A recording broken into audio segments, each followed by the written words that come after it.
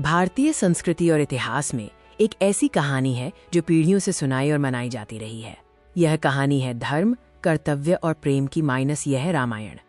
आज हम आपको ले चलेंगे एक ऐसी यात्रा पर जहां हम जानेंगे भगवान राम की अमर गाथा रामायण को सरल हिंदी भाषा में।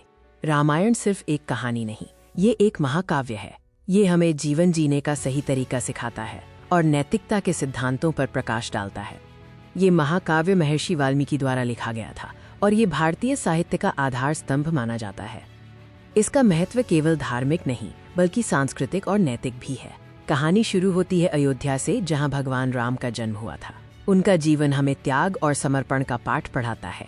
अयोध्या के राजा दशरथ के 4 पुत्र थे, राम, लक्ष्मण, भरत और शत्रुघ्न। राम सबसे बड़े और सबसे प्रिय थे।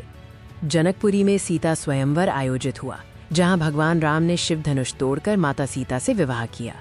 ये पवित्र बंधन प्रेम और विश्वास का प्रतीक बन गया। परंतु भाग्य को कुछ और ही मंजूर था। राम के जीवन का सबसे कठिन अध्याय शुरू होने वाला था, उनका वनवास और सीता हरण। रानी कैकेयी के 2 वरदानों के कारण राजा दशरथ को अपने प्रिय पुत्र राम को 14 वर्ष के लिए वनवास भेजना पड़ा। वनवास के दौरान लंका के अत्याचारी राजा रावण ने छल से माता सीता का हरण कर लिया। यह घटना रामायण के युद्ध का कारण बनी। सीता की खोज में राम को हनुमान और सुग्रीव जैसे महान सहयोगी मिले, जिन्होंने महायुद्ध की तैयारी में महत्वपूर्ण भूमिका निभाई। हनुमान भगवान राम के सबसे बड़े भक्त और सहयोगी थे। उन्होंने सीता की खोज में लंका जाकर उन्हें राम का संदेश दिया।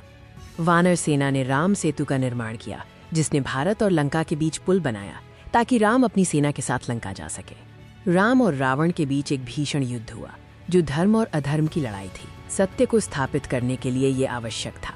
लंका की लड़ाई में कई महान योद्धाओं ने अपनी जान दी। ये युद्ध वीरता, बलिदान और रणनीति का एक अद्भुत उदाहरण था। अंततः भगवान राम ने रावण का वध किया और धर्म की जीत हुई।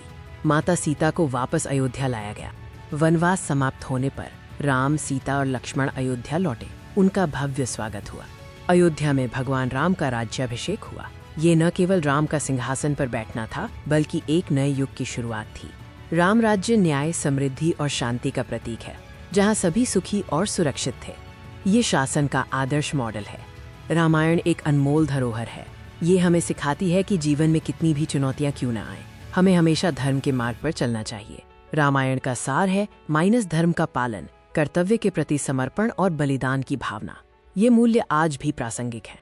रामायण हमें सिखाती है कि एक अच्छा इंसान कैसे बने, परिवार और समाज के प्रति अपनी जिम्मेदारियों को कैसे निभाएं।